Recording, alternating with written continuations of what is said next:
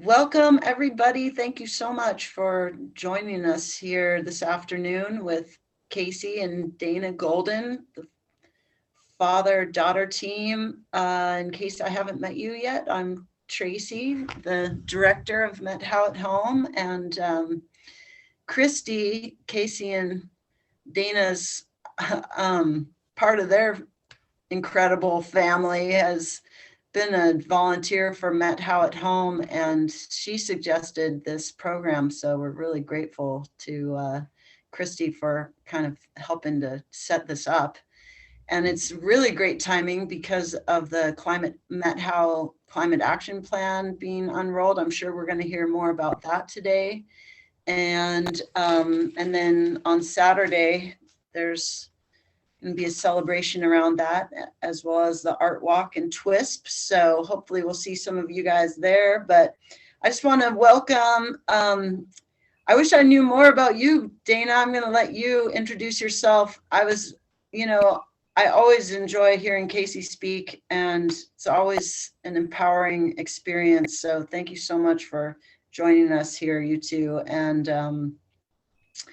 I know that, Casey, you've been involved with climate action and solutions for decades now. And just doing a little shout out that in 2012, Casey received the Heinz Award for Public Policy for your lifetime achievement as a climate advocate and policy architect. So thank you. Thanks so much for your work. And Dana, thank you. Thanks for picking up the baton and carrying on. So with that, I'm going to hand it over to the two of you.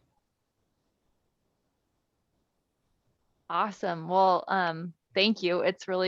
I've never done an event with my dad before, so this is a first. We're going to try it out on you. Maybe we'll take it on the road, maybe not. Yeah, really excited to talk with all of you. Yeah, we are kind of have some different things to share with you. My dad is going to give you some more of the big picture and his work. And then I have been really lucky for the past couple months. I've been working kind of on the implementation and shift of kind of putting the local climate action plan into place and figuring out what that looks like. And it actually just was finalized and came out today. So it's a good day to be talking about this and thinking about it.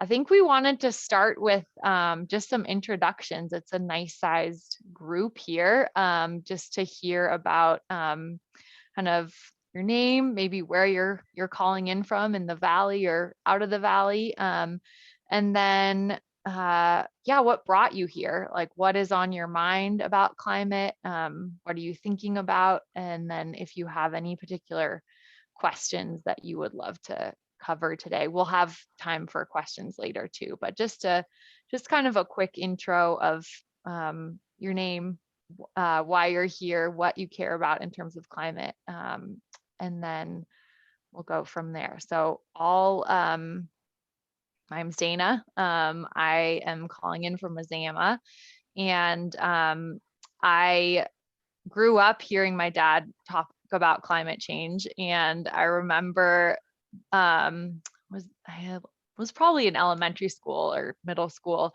telling my dad, like, look, they're talking about your thing in the newspaper. Here's an article about climate change, this weird thing that you talk about and nobody else does.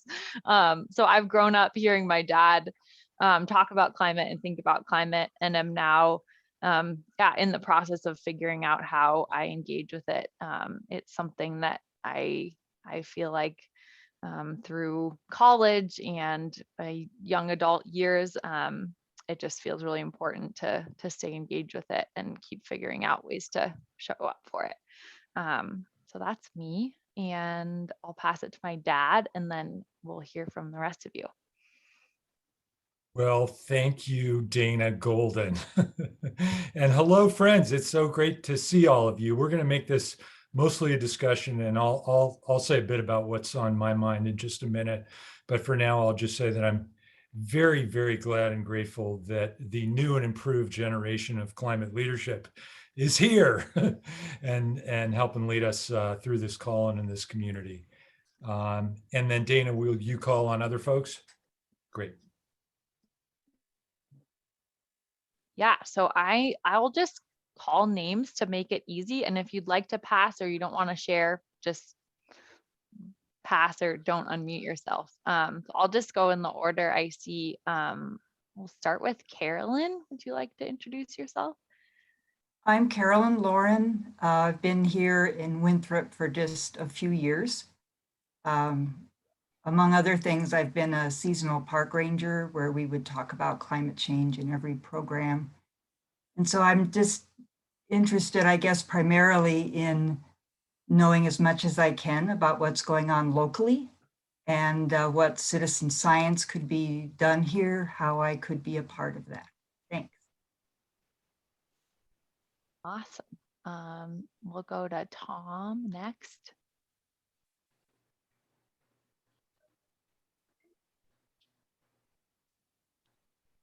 Did you mean to say Leslie?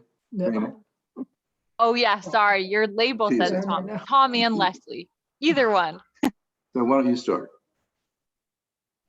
Well, Tom has been working on the climate change plan and the implementation committee, so I'm along for the ride to hear more about what the Valley is doing regarding climate change. And I've been working on the climate action plan for 2 years. Really excited that it's done. And working with Dana and many others on the implementation committee to make sure that it's implemented long term. I'm on both boards of MBCC and work closely with Maggie there, who I see.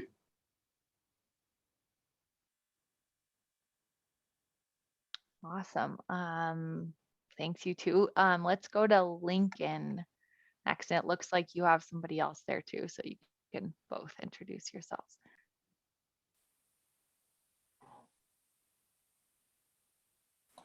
Okay. Hi, I'm Janet and this is Lincoln. And I was really interested in this because over the many years, I've seen such changes in the Valley that are evidence of global warming. And I just wanted to hear more about it, more than my observations. Ditto. Same thing. Awesome, thank you. And Coco, is that on a sailboat? Maybe a nickname. Oh, it looks like you're still muted. There you go. Okay, now we go. Well, I was thinking through all this. I remember when I was a kid, my grandparents saying, they don't make winters like they used to. So maybe this has been going on longer than we think. And at this point, maybe we're too old to worry about it.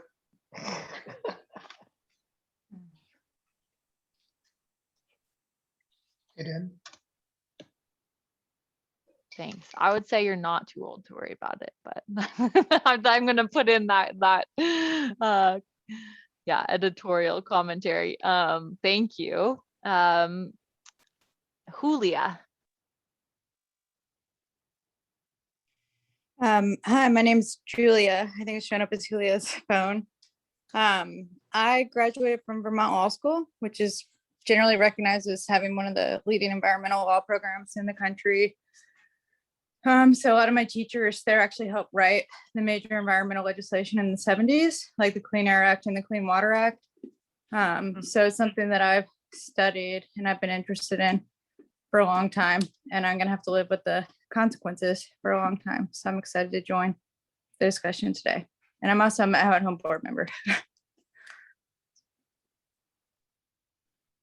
Awesome, thank you. Now I know it's Julia, not Julia. Susan. Okay, and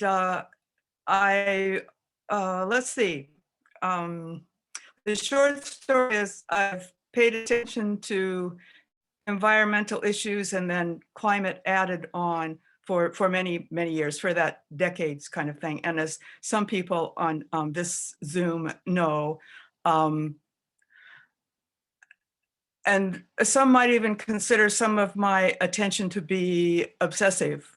But to me, that has to do with our culture. And in fact, that all of us like paying more and more attention to all of the things we do and to our energy use or waste or all that kind of stuff. You know, one small example for me was, what year is this? 2021. So when the 21st century, like 2000, I decided it was time to stop driving one more car around in Methow Valley. So I started catching rides. And some people said, well, that's hitchhiking. No, it's catching rides. And most everyone that stops to give me a ride is somebody I already know. But that's part of my story. Thanks. Glad we're even talking about all this. Thanks, Susan. Let's go to Laura next.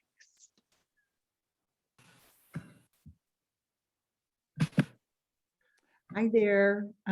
This is Laura Brumfield. Larry Halford's here too. And Hi. we are, you aren't looking at us because Larry's eating. So I'm then you not. don't have to watch him eating. But we've lived here for 20 years. I feel like we're just watching climate change in action and we're becoming climate refugees. So I'm glad we're talking about this topical time. And I'm trying to think about how we're going to keep living here. So good conversation. Larry? Yeah.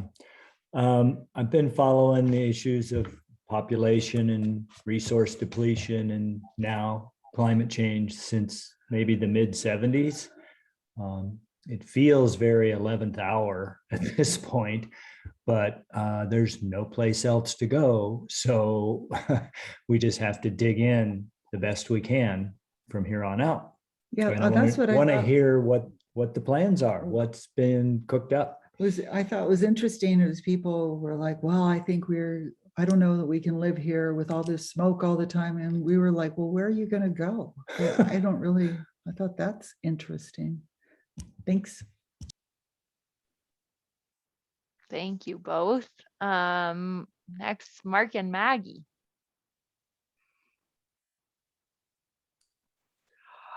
Well, I'm Mark. That's Maggie. And I'm AKA Raven. It's my nickname. Anyway, I'm here because whatever Maggie and Tom and Casey and Tracy tell me to do, I just do it. So, you know, Methow Home and climate issues and Methow Valley Citizens Council are my favorite things. And I would also say that, you know, after listening to Boris Johnson, you know, a strange voice in this whole thing yesterday at the UN when he said, you know, we need to grow up and be, you know, behave like adults about this and stop being like 16-year-olds. And I thought, wow, it's been a long time since I've been a 16-year-old, but I get it. So, and we just put $100 deposit down on our, you know, all electric F-150. So, which won't be delivered until way next year sometime. But you know, an all electric truck would be a good thing in the Methow. All right then. All right then. So I'm Maggie Kuhn. I've just been really looking forward to hearing this conversation between the two of you. I've had the enormous privilege of knowing KC for many years and just so admiring his commitment, his tenacity. He's inspired, obviously, a whole generation. Methow Valley Citizens Council has been at the center of my world for decades. And when we hired Jasmine Minbasian as our director just 3 years ago, first thing she said was her vision was to work to create a climate action plan for the Methow Valley. And lo and behold, here we are today. To me, the most satisfying part of working in this field has been working here in the Met-Al. And I'm so thrilled that it's come together, that there's so many people that are committed. And we're just delighted to have you doing the really critical work with so many others, Tom in particular, on implementation. So thank you. And yeah, thank you. Thank you. Ellen, go next. Hi, yeah, I'm Ellen Lammerman, and I've known Casey for many years also, and even had the privilege of working with him some. And his speeches have always inspired me. So I am happy to meet Dana. Looking forward to not only learning about the Met-Al Action Plan, but what we can do individually to affect our leadership country and worldwide. Thank you.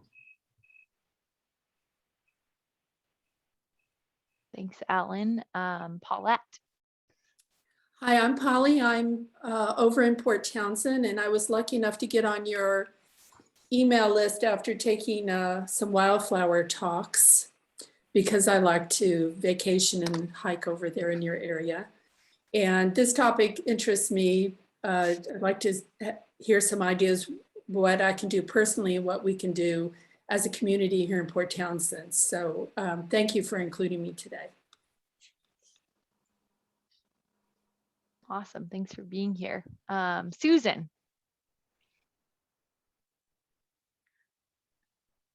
If I'm the only Susan, I already jabbered something short, and so I'll pass this. Susan, there's another one of us out here. Oh, hi. That's right. Hi. Susan. Susan Spear is who I am, and I live in Twist. And I first became familiar with Casey at a rally, Keep It in the Ground over in Anacortes March, and Rachel Youngberg actually went with me. And I was blown away by, for the first time, being a part of something that felt like it might be heard, and just hearing from others and being with other people. I don't know that I can say much about my feelings about climate change, except I've been aware for a long time, and was made particularly aware about the impact of fire locally in 2014 with the Carlton Complex fire, caught in the Chelan fires, driving through the New Halem fire, the Twist River fire. So fire is defining and worrying for the future of my children and grandchildren is something I can't even begin to adequately express. And the issue for me always is, what can I actually do? You know, and I know I don't do everything I can personally, but I keep hoping that something will present itself that I can be a part of, like that rally sort of came up and I wound up there, and Standing Rock, there was an opportunity offered. I went there, and I keep hoping that some opportunity will arise that I feel like is mine to do. And in the meantime, I really appreciate people who can talk and inspire others as effectively as you do, Casey, and then eager to connect with you as well, Dana. So between MVCC and Met-Al Home, I'm very glad to be here. Awesome. And thank you, Susan. And then Melanie. Thank you, Dana. I'm Melanie Rowland, and you can't really see it, but I've got my MVCC t-shirt on too, along with Maggie. I am on the board of MVCC, and I am legal counsel for MVCC. And for at least the last close to 30 years of my environmental law career, I have been dealing with the Endangered Species Act and the role of climate change in species decline. particularly aquatic, because I worked for NOAA Fisheries in the general counsel's office for 15 years. And there was very little acknowledgement in the mid-90s that climate change was an issue there, even in the mid-90s. We're talking 25 years ago. But it was clear that it was beginning to be an issue for marine creatures. Obviously, it's an issue for terrestrial creatures, but the ocean is, as we all know, vast and the first home of many animals.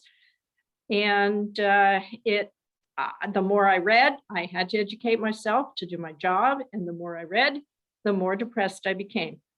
And I am very much interested in what Casey says. Casey has been marvelous all of these years. And the thing that I admire the most about Casey is his persistence in the face of what I see as an almost insurmountable challenge. And I say almost because I don't want to believe there's nothing we can do. I do what I can anyway, because I think it's the right thing to do, whether we're going to be toast or not. There's a right way to live and there's a not right way to live. But I would love to have Casey and you, Dana, if you see reasons for optimism in terms of what the Earth, and particularly the Earth and the ocean and the other species that live on this planet with us, if there is some hope for that to not be a disaster, I really want to hear it. And so that's why I am listening in. Awesome. Thank you everybody for sharing and telling us where you're coming from. I'm gonna pass it to Casey, my dad, to give us his thoughts. Thank you, Dana and friends. I'm just kind of absorbing what I heard, and I'm feeling grateful and inspired and humbled to be among y'all, so many good old friends, and to be doing this at Met How at Home. We came up with the title for this, Climate at Home, because I do most of my work at the national and the global and the state level. But the truth of the matter is, at the end of the day, we take our stand in our place. This is where we've got our hearts. This is where we set our feet.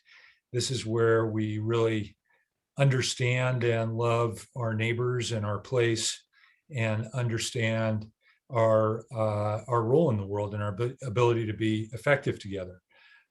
So that's not to say that all the global and national and state stuff isn't super important, but I hope I can leave you in a few minutes with just a sense of why this local action is so important. And I should start, well, as long as we're sporting t-shirts, I want to start with my brand new spiffy Resilient Met How t-shirt. I imagine you can get yourself one of those if you don't have one already on Saturday when we have the event down at Swissworks. And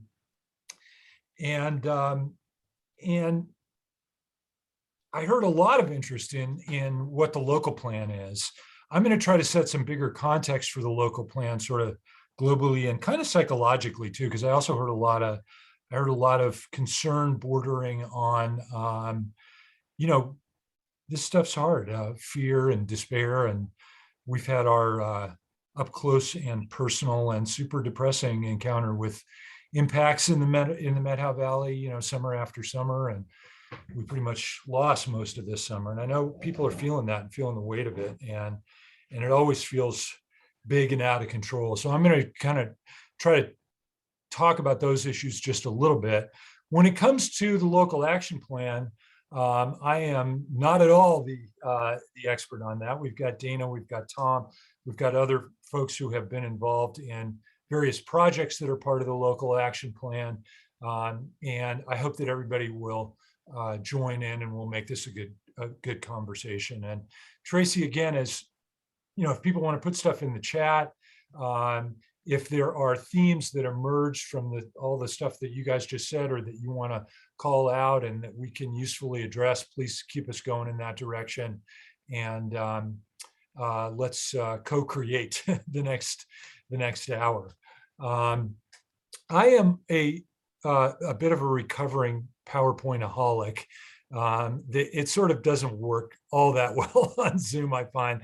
But I am just going to show a couple of images in just a second. And I hope you all will be thinking as we do this about your questions and how to steer this discussion.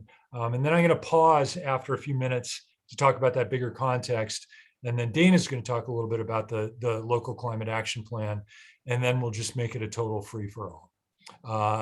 That sound all right with everybody? So let me try this nifty screen sharing technology.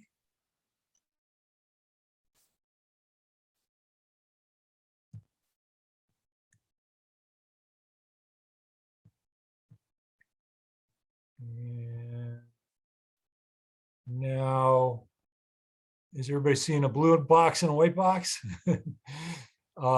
I am not going to do a science presentation, and there are about at least half a dozen better scientists on this call than I am. So any super sciencey questions that I can't address, I hope folks will chime in. But a number of folks address this. This has been going on for a while, right? I mean, we act like we wake up every day sort of surprised about this. And I have to say that as the impacts begin to hit, there's still part of me that doesn't believe it, as much as I've been preaching about it and talking about it for all these years.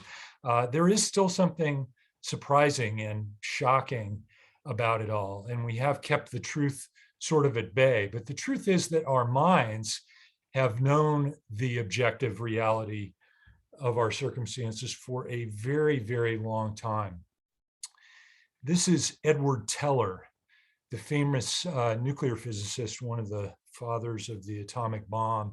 And he gave a speech a very long time ago on the occasion of the 100th anniversary of the American Petroleum Institute, which is the lobbying arm of the oil industry, which more than any other, I think, single actor in this whole drama has perpetrated this crisis. We all participate, but the oil industry has really sponsored it. And the oil industry heard Edward Teller say this. I'll just read it real quick. Carbon dioxide has a strange property. It transmits visible light, but it absorbs the infrared radiation, which is emitted from the earth.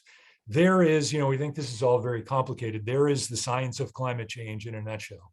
Its presence in the atmosphere causes a greenhouse effect. You might not have heard that term in a long time. It's been calculated that a temperature rise corresponding to a 10% increase in carbon dioxide, which is mostly from burning fossil fuels, of course, will be sufficient to melt the ice cap and submerge New York. Now, I call that out among all the scientific evidence I could have.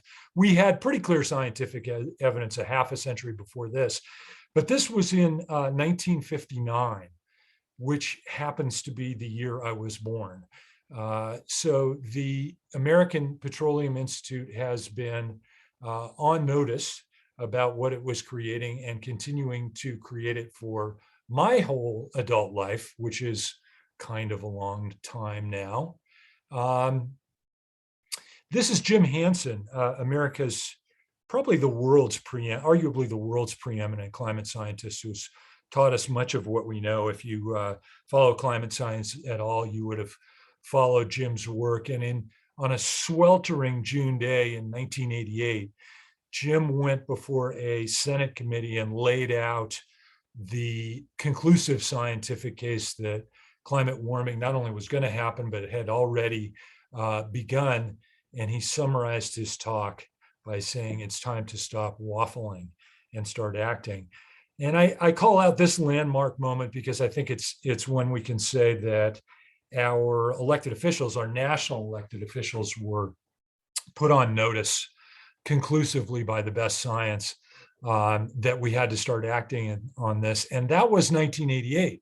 That was over 30 years ago, just not too long before my daughter Dana was born.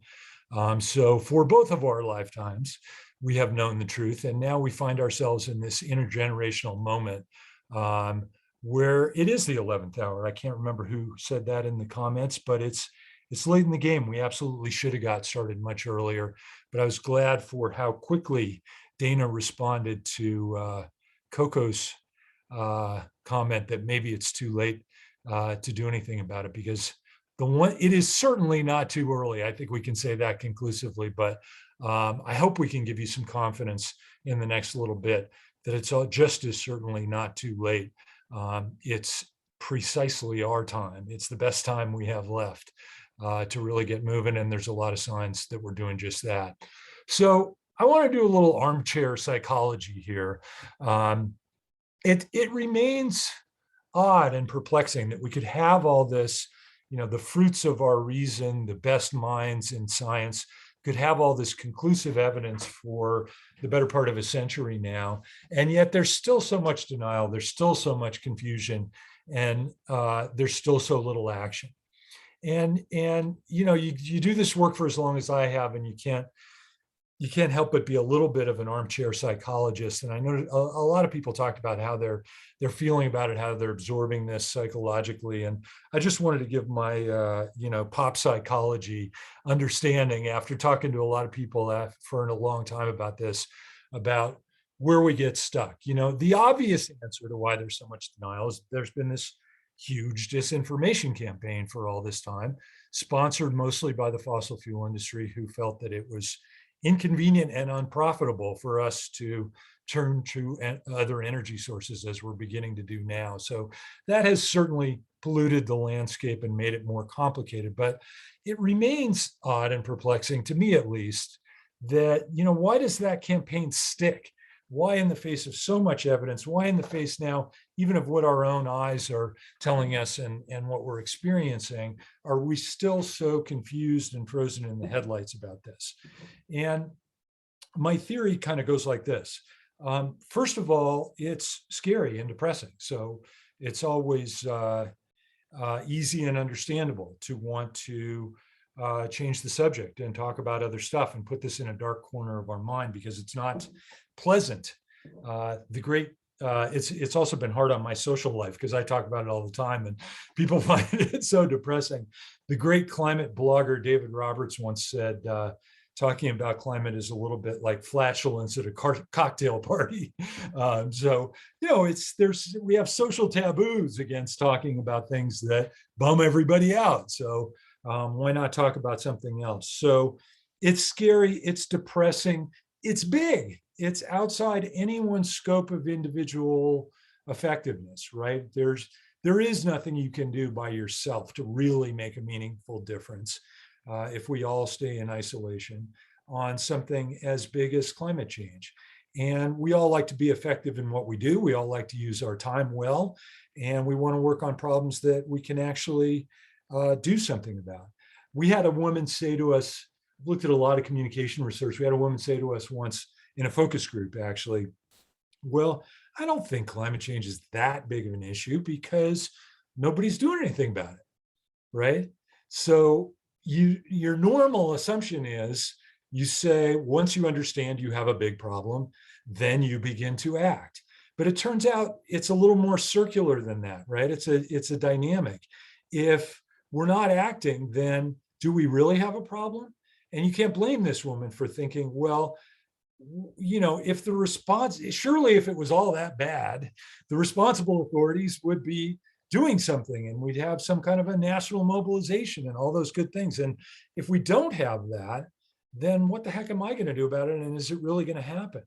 So partly it's, that order of knowing you have a problem and the ability to act. And that's why I spend so much of my time focusing on acting, on the theory that that'll resolve some of our confusion about the problem. So it's scary, it's big and depressing, it's outside of our scope of personal effectiveness. And here's the kicker, the psychological icing on the cake. It's scary, it's too big, and by the way, it's our fault for living the only life we know how to live in the only energy system we've got. And that, I think, is really what makes this so tough.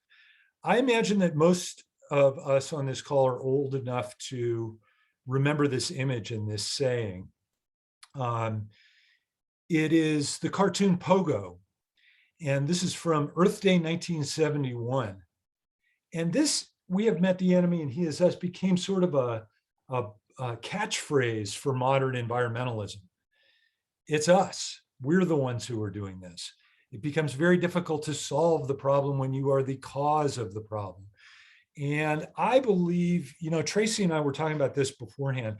I think so many of us are paralyzed by this sense of we are causing this big scary thing and we don't know how to solve it. And that, I think, more than anything, that combination of things is what causes this sort of psychological freezing in the headlights, this sense of denial and inaction. And what I would like to submit to you is that in 1971, we, the environmental movement, met the wrong enemy. We all participate in this problem. We are all contributing to this problem. We are all responsible for tackling this problem and for becoming the solution. We are not the enemy. This problem is something that we have to dig in on, that we actually have to consciously solve, but we are living our lives in the only system we've got. And we are being prevented from changing those systems by the entrenched political and economic power of the people who profit most from them, and primarily from the fossil fuel industry. So by all means, feel a sense of responsibility. There's a lot of appropriate and useful things to feel about climate change. I think fear is one of them. I heard a lot of people expressing some despair. That's real. I'm not telling you not to feel that. I think guilt, I'd urge you to question your sense of guilt about this. Some people may find guilt motivating. I'm not one of them. I turn into a sulky teenager when I feel guilty, and I go into the other room. And I think that guilt, honestly, is misplaced. If it motivates you, more power to you. But I would urge you to lift that burden of guilt and replace it with a sense of determination. I think anger can be constructive and useful when directed toward the people who are actually preventing us from solving the problem. But internalizing that sense of guilt, I think, is something we can free us from. And the best way to free ourselves from it is to act, is to move, is to be the solution. And so now I just want to talk about a little bit of a framework for action before we get into the local climate action plan that sort of works for me. We talked a number of people talked about what we can do in our individual lifestyles, and that is terribly important. You got to walk the talk. You got to be, make your consumer choices with this in mind. But we found out recently that part of the fossil fuel industry's propaganda campaign about all this was to create the carbon calculator, to keep us all focused on our individual footprint and our individual action and how we can be green consumers. And it's clear, I think part of the reason people feel a sense of despair and want to change the subject is that our individual consumer lifestyle choices are not up to the task. We can't do this individually. We have to get together and use our power as citizens, as neighbors, as community members to change the systems that keep us locked into this path toward catastrophic climate change. Our friend Bill McKibben likes to say, when asked what's the most important thing I can do as an individual, he says, stop acting so much like an individual and let's start acting like communities, like societies, like democracies. How do we act together at the scale of the crisis to take back the levers of our political institutions and our government to actually do this stuff? And I think, one of the key things that, anybody who's heard me before has heard me say 1,000 times, but I just feel like I can't say it enough. I think most people want to do this. When I talk about the Green New Deal or the clean energy revolution or this transition, nobody says to me anymore, is that really a good thing, all this clean energy? Everybody loves clean energy. Everybody senses that it's a good thing. Everybody has some kind of sense that it would be better if we could do it.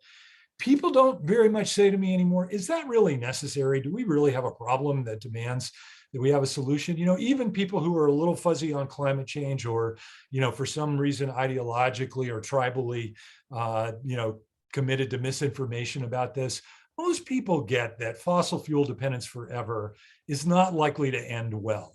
Most people think we have problems to solve that are related to our energy system, and we should get on it. People don't wonder if it's a good thing. People don't wonder if it's a necessary thing. They wonder if it's a possible thing, if this is a transition we can really make.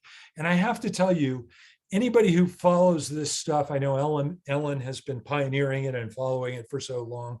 The clean energy revolution is not only possible, which I've been saying for these many years, it is happening. Solar energy is the cheapest energy source, new electricity source available now. Mark's going to go get in his electric F-150 and plug in his power tools at his job site to the electric truck, and electric cars are just simply better, and soon they're going to be cheaper.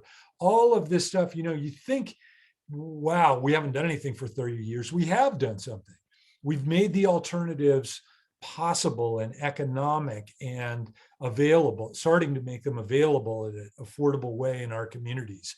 So there is no reason to fear that any of what we have to do is, you know, technologically or economically impossible. It's absolutely within our reach if we can regain our sense of collective commitment and regain control of our political institutions from the folks who are profiting on stopping us from doing this. The very simple energy wonky thing, and there is always a danger in oversimplifying. There's a lot of dimensions to the solution. Certainly our lifestyle, learning to live with less, learning to live less wastefully, more efficiently, and in harmony with nature is essential. But we are going to continue to use energy in some form. And the key insight from kind of the energy techie angle is to decarbonize our electricity supply, which basically means getting the fossil fuels out of our electricity supply. And, you know, that's not a free lunch economically, as all of you know. Hydropower has problems. Nuclear, even solar and wind have problems. But those are the problems we have to now solve, and the challenges we have to surmount in order to make this transition, and they're surmountable. And then we have to shift everything we can from fossil fuels to electricity. When we talk about the climate action plan, you'll see that the overwhelming majority of our carbon emissions, our carbon dioxide emissions, are from our transportation sector. And we now have a pathway that we really understand to getting the carbon and the fossil fuels out of our transportation sector, out of our homes. 20 years from now, we're not going to be burning open flame in our homes to heat our meals and to heat our water and to heat our furnaces. We're going to be able to electrify all that. And I know I didn't hear too many people asking questions about energy technology, but if you want to go deep on that, ask more questions about that, but I'll leave it at that for now. I think there's a tendency to assume that it's going to be a lesser or a less satisfying lifestyle when we make this transition. And I think I just want to say that I firmly believe the contrary is true. And I don't mean to say that by way of saying, you know, it's going to be a technotopia and we can continue to waste as much as we want as long as we use clean energy to do it. I think we can live better, more meaningful, richer, healthier lifestyles with much less consumption. And I think this community is already pioneering great ways to do that. And to the extent that we still do consume energy, we can do it with cheaper, cleaner, healthier, and fairer energy sources. And by fairer, I really want to emphasize that this clean energy revolution has to be a revolution that works for everyone. There is, I think, a fair challenge to those of us who believe in clean energy, believe in sustainable lifestyles, that it can be more expensive. It might work for elites. It might not work for people who can't afford an electric car right now. This cannot be the enclave for the green elite. It has to work for everyone, or it simply will not work. Politically, physically, from the perspective of economic and social and racial justice, it ain't going to happen unless it happens for everyone. And unless we, and I pose this as a challenge to those of us who think of ourselves as environmentalists, unless we do a better job of demonstrating that this transition is for everybody, and that a climate-friendly world is a more just world that shares the benefits of economic prosperity more fairly, none of us are going to succeed. I say this in our community. I say it globally. This is overwhelmingly a justice issue between the fortunate people in the world and the global South, where many people can't afford energy services at all. We're not going to tell those people they can't have energy services. We have to figure out how to make this transition in a way that works for everybody. And I'm so glad that the local climate action plan addresses itself so clearly to that as a top priority. And then finally, I want to say, as we begin, we've sort of entered the era now, I think, of, this is very not theoretical. We're in the era of climate consequences. And it's understandable to say, well, I can't remember who it was when we went around, sort of said, well, I guess we're in it. How are we going to survive what we can't prevent? And it is true that we are experiencing climate consequences now. It's also true, and I can explain the science behind this, that if we don't make this clean energy transition, we are going to suffer climate consequences that we cannot manage, that are beyond our control to manage. And I know that given the fires this summer, it already feels like we're close to that. People are questioning, can we manage the consequences here? Can we continue to live here? We will have unmanageable, unlivable consequences almost everywhere in the world if we don't make this transition to clean energy.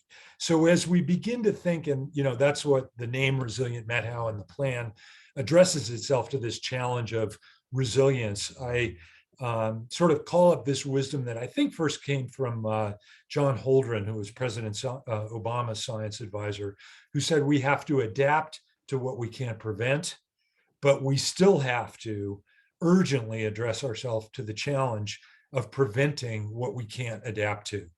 And sometimes those adaptation measures, resilience measures, feel closer to home, feel more, we kind of have a better sense of what we can do locally about those. We need to make those preventing what we can't adapt to measures equally close to home, equally part of our local plan and our bigger plan as citizens to tackle this challenge and to stabilize the climate. So I'm going to leave you with just a few websites and resources beyond Resilient Met-How, starting with Resilient Met-How, but also so that you can also plug in, and I can give you more if you like them, to how our local climate action figures into the larger framework of state, national, and global climate action. And I know the local climate action plan is actually really good at addressing how our local action and how local citizens can plug into those actions. But I assume this will be available, and I'll just leave these as resources here. Evergreenaction.com is a great way right now, if you go to that site, to call on Congress to adopt in this big budget reconciliation negotiation they're having our first strong national climate policy. I cannot emphasize enough how important that is and what a critical moment it is.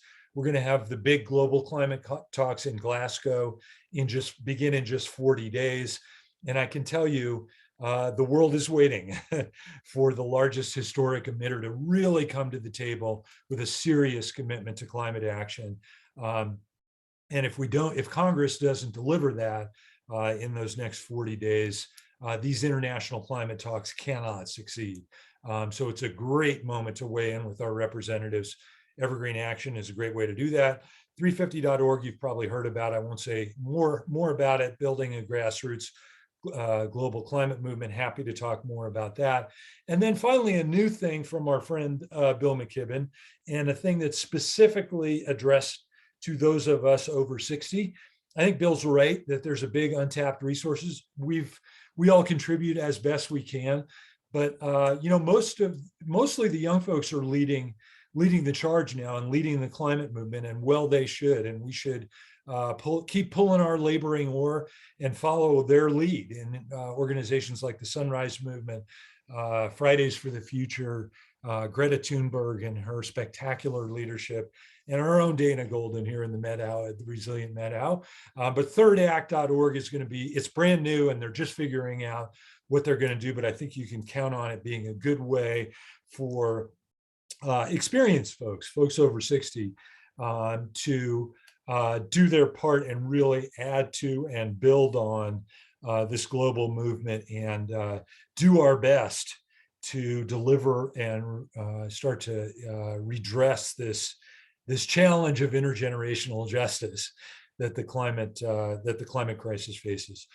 I'm going to leave it at that, and maybe take a little time, and I have not been watching the chat, so I'm going to rely on you, Tracy, I think, or Dana, if you have a better way to get questions, to take a little bit of questions now, remembering that I can answer some questions about the local stuff, but you're about to hear more about that in just a minute, and we have better experts on the call to answer those questions too. Just any thoughts or questions you'd like me to respond to before we talk about the local stuff. Thank you so much. Wow. Yeah, thank you so much, Casey. Okay, we don't have anything showing up in the chat. So if you have any questions, comments, go ahead and madly type those Type in. that in here. So can you hear me? No, you're. Yes. No, I guess Yes. Casey, so where do our US senators stand on the need for strong national climate policy? What should we be telling them? I'm guessing they're favorably inclined, but what should we be telling Senator Murray and Senator Cantwell? Yeah. The Evergreen Action Site has a very kind of specific, what are the big high priority items in the reconciliation package? It's, as you know, a sprawling bill, and there really are 3 or 4 things. I'm super partial to the Citizen Climate Corps, Civilian Climate Corps, which some of the interns who were in the Valley this summer did up a great model of what would a climate corps look like in the Met-How Valley. That stuff is in there. The clean energy payment program is really the big one. It's a clean energy standard that's designed to fit into budget reconciliation, but all that stuff is laid out in a super simple way on the Evergreen Action Site. Maggie, I want to tell you that I am fond of our senators, and to be honest, I think they've been a big disappointment in their climate leadership. I don't think that they have really stepped up to the bar. And Senator Murray, obviously, because this is a budget reconciliation bill and because she has so much power in the Senate, is going to have more of a say than usual about it. I've heard her be more vocal about it, which I'm encouraged about. Senator Cantwell is traditionally a little bit more responsible for the energy policy stuff, but because this is the big national focus and because it's a budget item, Senator Murray's role is going to be, arguably more important. And I have to tell you that, I'm so glad that they deliver for us when it comes to, the Met-How watershed and, some of the things that are critical local priorities for us in the Met-How. They have done some really good stuff, and I don't want to be ungrateful or unappreciative of that. They've been responsive to us as citizens, and you've shown more than any other person I know how to organize with them and to pressure them in a good way to get them to really deliver on our local priorities. But when it comes to climate change, they have not distinguished themselves as leaders. And it really is time for us to call on them to be courageous leaders, to not just find the lowest common denominator package that's going to, slip by Joe Manchin and, get passed. They need to stand up. They need to be tough. They need to insist that these important climate measures stay in the final package. And that's going to be new and hard for them. And hearing from voices like yours, people in the Met-How Valley, they really pay attention. Like when they think about, okay, what do I have to do to be a good environmentalist, to really deliver on environmental priorities in the Northwest? And they hear so much from us about the Met-How, about forests, about watersheds, about salmon, And they think if they do those things, they're going to be good environmentalists and we're going to go to work for them in the next election. And that's mostly how it works. I think we got to be a harder sell than we have been. This is a time where they really have to step up for something that's politically harder, that is more polarized, that's tougher, and we need them. And the people who they have learned to count on to be the voice of the environmental movement, I think need to up our ask and ask for and demand more accountability from them. Great, thank you. We'll do it. Thank you. We have another question in the chat here. This is from Laura Brumfield. I like that Bill McKibben told us gray hairs to be the ones to get arrested instead of youth. Where do we go to get arrested? Yeah. The next big public action is going to happen in Washington, D.C. From October 11th to October 15th. I think there will be a very large number of arrests. It goes by the name of, I'm trying to think of the easiest way to call it up on the web. Our indigenous partners and leaders have been leading the charge on the fossil fuel resistance everywhere. They have really shown us in the Northwest and throughout the country what it looks like to stand up for our place. And you know, they've really taught us in the environmental movement what that looks like, what that feels like, and how to do it. They will be leading this effort. The Indigenous Environmental Network is one of the great leaders of that. Honor the Earth, which is leading the action at the Line 3 pipeline, the last big arrests that have been happening over the last few months. There is also an effort, if you're not going to go to Washington, D.C., and I know that, you know, air travel is always problematic from my point of view, and especially during a pandemic. I understand why people are hesitant to do that. If you can do it, if you have an air travel budget, I think this would be something to be worth spending it on. It'll be quite inspiring, actually.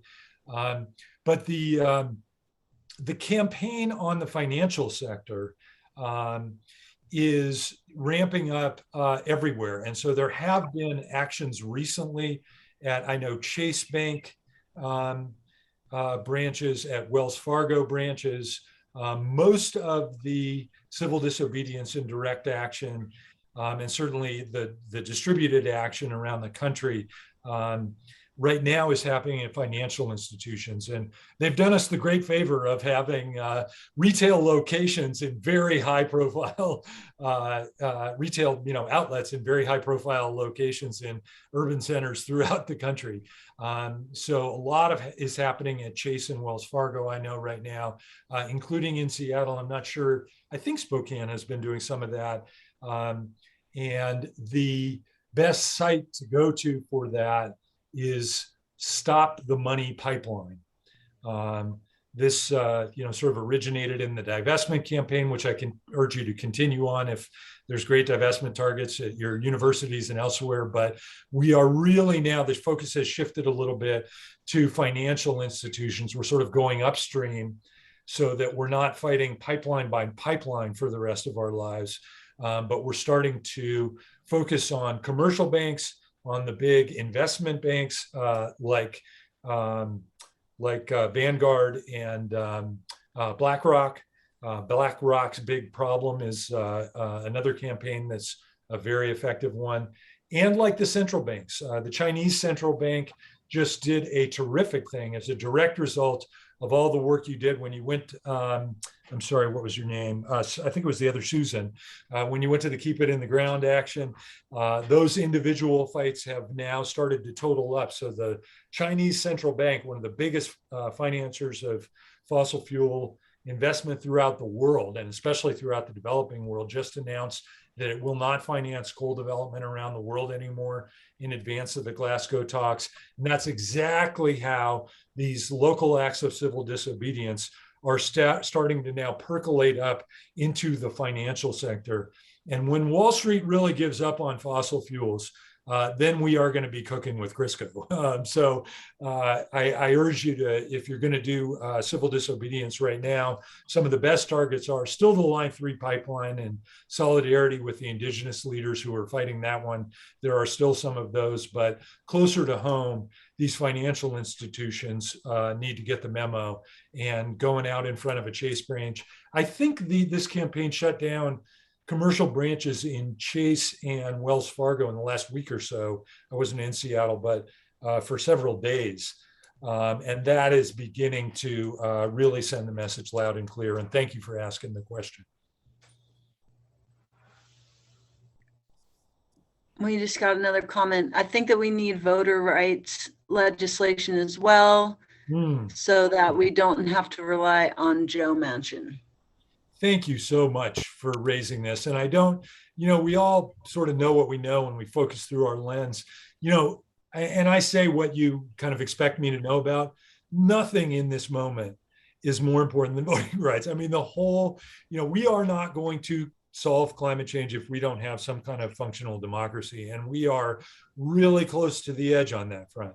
So everything you can do right now on voting rights, I just urge you in the strongest possible way. There's probably folks who, have better ways to plug you in more directly, and many of you know it. Certainly what's going to, we'll be having the battle in Georgia again, and in some of these states that have passed bills to suppress voting rights. The John Lewis Voting Rights Act is absolutely essential. Urging our senators, there's another one, Maggie. Neither of our senators are eager to part with the filibuster. We are not going to, and I've had this fight with them many times, and I understand their reluctance, but we're up against it. And we're just, we got to choose at this point between Senate rules, which, they're fond of, and they know how to work those rules. And they've done some good things for us. They prevented Arctic drilling with the filibuster at one point, and that's important. But we got to choose at this point between filibuster and whether we're going to have a democracy with decent voting rights. So yes, absolutely. Thanks so much for the comment.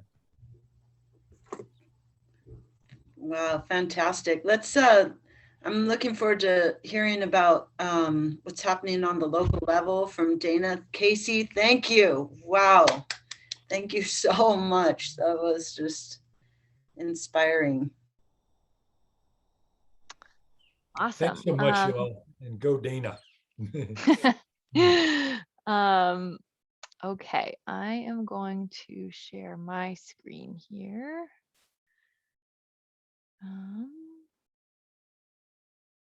Hopefully it's the right one. There we go. And I'll go here. Okay, so I just want to name that Tom, Maggie, other people here have spent a lot more time working on the climate action plan than I have. I got really lucky this last December, kind of working on a school project, got plugged in. Oops, don't want to move yet. Got plugged into kind of the climate action plan process. And there are people that have been working on it for a lot longer than I have.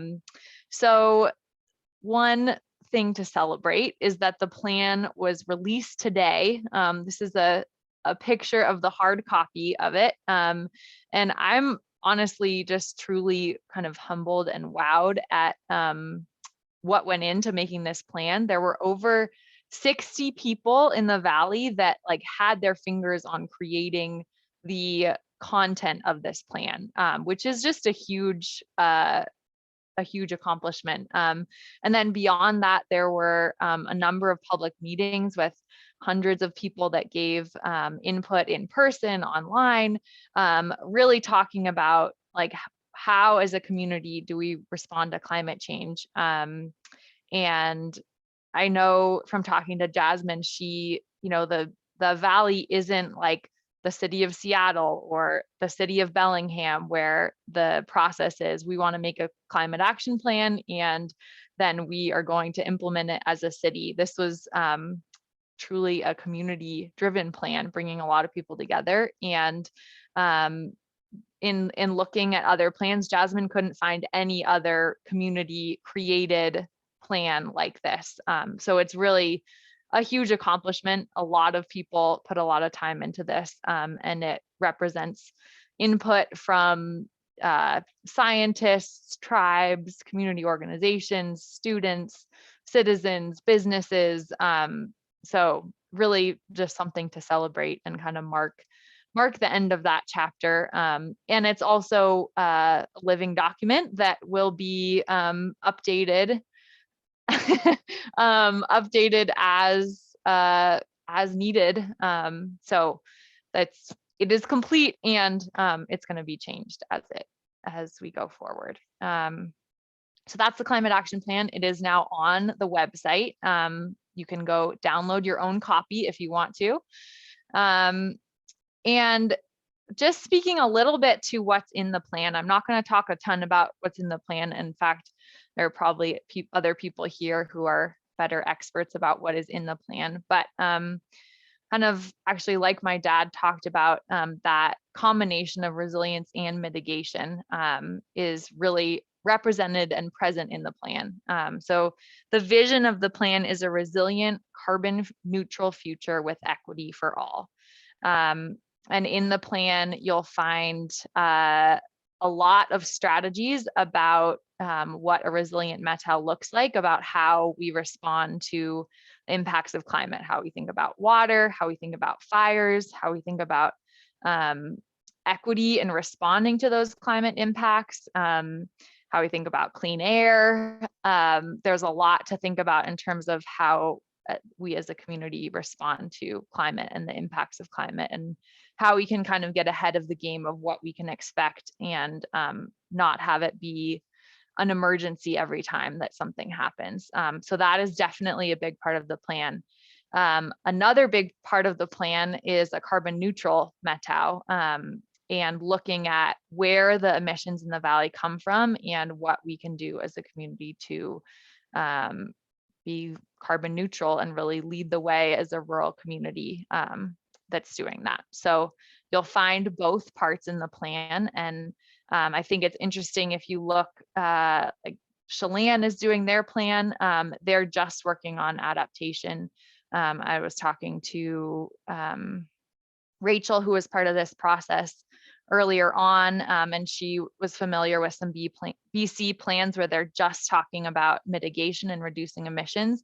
So I think it's really important to include both. Some people are more passionate about one or the other, but both are in the plan, and depending on what you care about, there's an opportunity to engage in both. So just briefly, these are the top priority strategies, and each of these little tiny boxes has many actions underneath them. But just to give you a sense of the kinds of things that are in there, reducing emissions is a priority strategy, ensuring resilient, healthy natural systems. So forest health, water availability is the next one. Thinking about advancing the METAL as a fire adapted community. So there are a number of initiatives and groups already in the Valley, I'm sure you know about, working on how we do that in a variety of ways. Investing in community and economic resiliency. So thinking about, there's a whole economic part of the plan of how we support our local economy, especially in the face of climate impacts. And then also community resiliency, affordable housing becomes connected to climate, and really how we take care of the entire community during climate events. Supporting a resilient agriculture community so that we don't have to be importing food from far away, and also so that when local farms experience climate impacts, that they have the backup and support that they need. And then advocate, engage, and educate. So that really speaks to connecting to that more global picture, and connecting what we're doing to action in other places to action at the state level, and then education and engagement with people in the Valley. I know Tom if you ever need a bill read for you, ask Tom. He's been working a lot on that kind of legislative engagement. He has a thumbs down. He's not going to volunteer. But looking at the legislation that's passed recently in Washington State and what that could mean for the Metro, where it could provide funding opportunities. So really trying to make that connection from what's happening here to the bigger state level. And hold on, this box.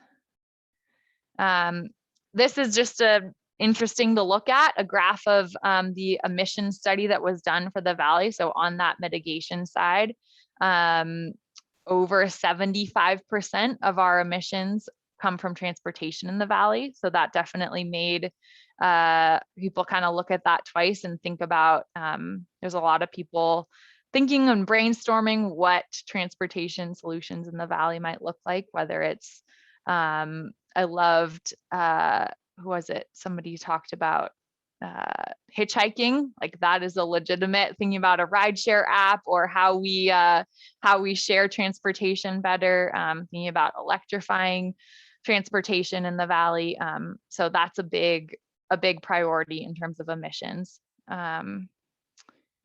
And so that was the climate action plan, which is released and available to download and look at. There's also an executive summary if you don't want to read the entire thing. And yeah, really just honoring all the people that worked really hard on that. And I think it bodes well for the Metro that that plan was able to be created in the first place, that people could really come together and think about the issue in a big way. And I think already there's going to be other rural communities that we're going to be able to send it to and say, here, look at this as a template for how to make a plan for your community. Resilient Metro is the kind of initiative and hub where we are going to take the plan forward into the future. I think people were really clear that they did not want a brand new nonprofit. So it is not a new nonprofit. MVCC has been really amazing about supporting this initiative and supporting the creation of the plan and the facilitation of the plan. So it's an initiative under MVCC right now. And there's some work being done to figure out what it looks like going forward in terms of how it's funded, what funding it needs, that kind of thing.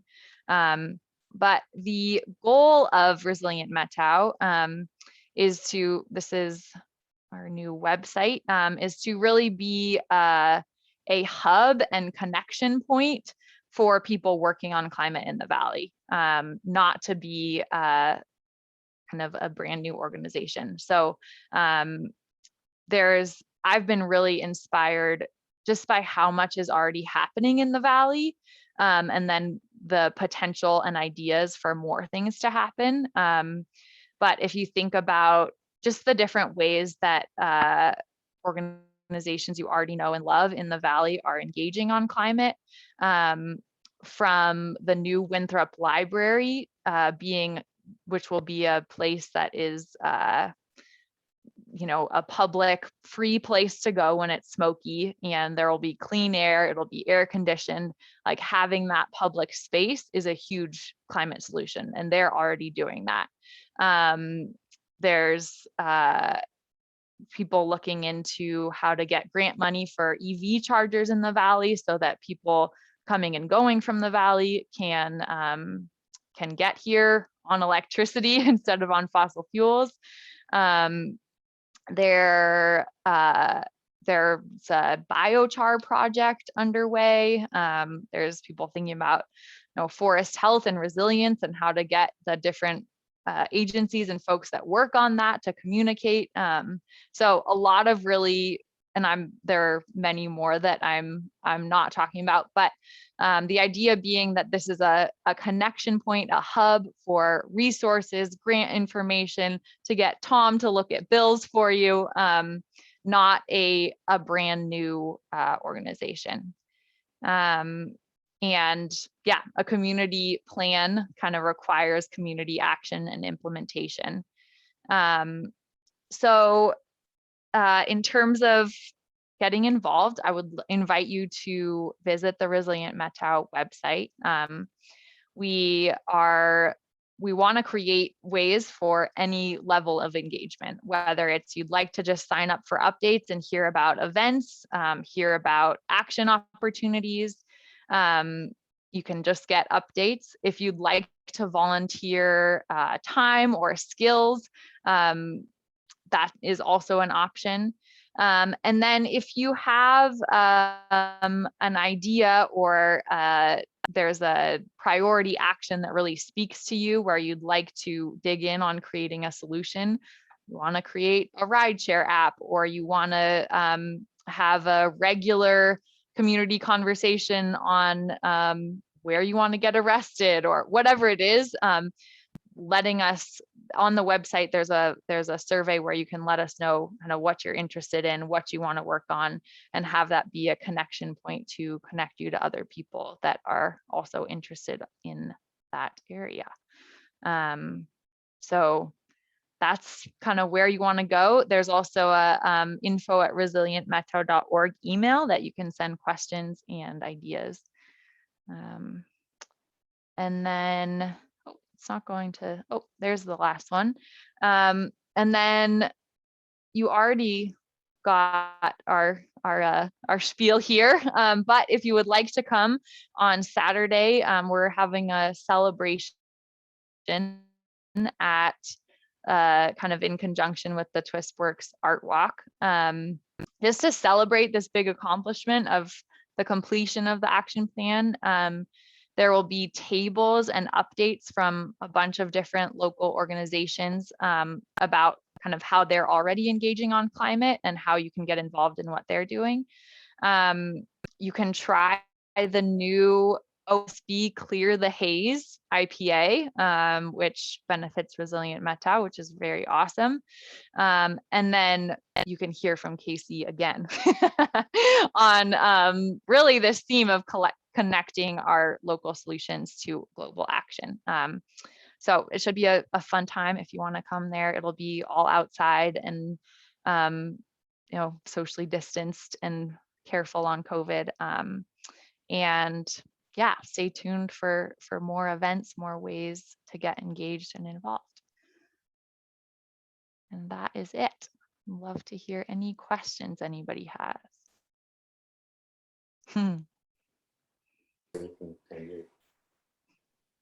So I have a question, but yeah. does anyone else, since I already had a question, anyone else?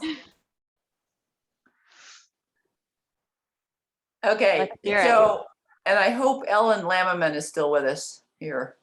Is she? Because this has kind of been a burning question since on Monday night, some of us had the opportunity to watch this wonderful film called 2040. For those of you who don't know, the whole story is about innovative solutions that are already happening around the globe that, if scaled up, could really make a huge impact. And the one of them that most caught my attention was an example in Bangladesh, where in a community of people who are certainly on the lower end of the economic spectrum, they've created this distributed solar network. They show this little aerial view of this village, and it showed how all of these people have these mini units in their homes, and they're all sharing electricity that comes from this solar network. So Casey spoke a minute ago about the importance of changing systems in order to enable the solutions to come forward. And so my question is, what would it take in the Methow Valley to have a distributed solar network like they have in this village in Bangladesh? what systems would need to be gotten rid of and put in place? Ellen, have at it. So BPA is probably your biggest roadblock because of all the requirements they have. The size of the co-op is also a roadblock. I'll say a second more about that. The PUD is more possible. And then Washington State's requirement that only an electrician can touch wires. So that's the breadth of the issue. I think, except for Washington State, maybe, that's solvable. And I've been thinking for a long time, how can we do it in the Meta? How can we have this, didn't remember the name of the corps, but this energy corp go around and install solar. I don't think it's insurmountable, but back to your community distributed, that has to be maybe a neighborhood, and all of the equipment is available to do that. Even the whole town of Winthrop is too big, but with the equipment that's readily available. Does that help? Yeah, well, So what I heard was that there's definitely significant possibility in that idea for a place like this. Mhm. Yes, except I don't know what the weather is in Bangladesh, but we have a serious problem in making that work for everyone in the winter. And so that's why the utility company still has to be a big deal. Well, they've got monsoons. True. Can I think that idea does potentially have some application in the Valley. And it's another take on resilience, is how do we make our energy systems stand up more, which, if you saw what happened in Texas this winter, wouldn't be a bad idea. But the one thing I just wanted to mention is, Dana talked about how there's not going to be a new organization to do this. We're not going to, do what we got to do on climate at scale without using our existing institutions. And, we could create another nonprofit, and that might help a little bit. But more important than that, we've really got to, we have cities, we have towns, we have two electric utilities that are controlled by democratically elected commissions. One of them is a public entity, the other is a private co-op, but both of them, we elect their governing boards. They were created, in a visionary populist moment of bringing power to the people and busting the big electricity trusts. And that's the history and the legacy of the power system we've got. And I think there's a lot more potential there to use the utilities we have in the public spirit in which they were created to really drive this revolution.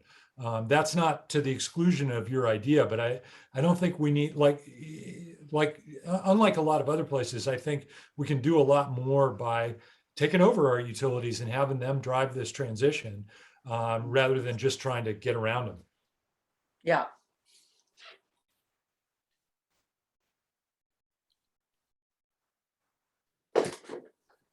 Any other I have a questions? question. Oh yeah, great. It looks like Tracy got dropped, so we're on our own. I have a question. What is it like to live in a house with two climate superstars and another community superstar in your mother and wife? What is that like? I mean, this is supposed to be an intergenerational conversation. I'm just curious. This must be really interesting in your little house or big house or whatever. I actually haven't On Lost seen River. On Lost River. I hope I haven't warped you too badly, Dana. Oh no. It's great. I think I guess I am I'm not my dad, obviously. And I think it's been a process for me. I went to college and did not think I was going to do environmental studies, and then just started taking some of those classes, and those just felt so important and relevant to me. And so I think for me, it's yeah, figuring out what my skills are and where to apply them to this issue, because there's not one way to do it. And my dad does it one way, and we all kind of have our, which is a great way, but we all have our skills and our things to offer to this challenge. And so, yeah, I guess figuring out where we all fit into it and what we have to offer. And yeah, it's good. Sometimes we talk about it at dinner and sometimes we don't. You know, Oh, there's a powerful glow coming off of Lost River.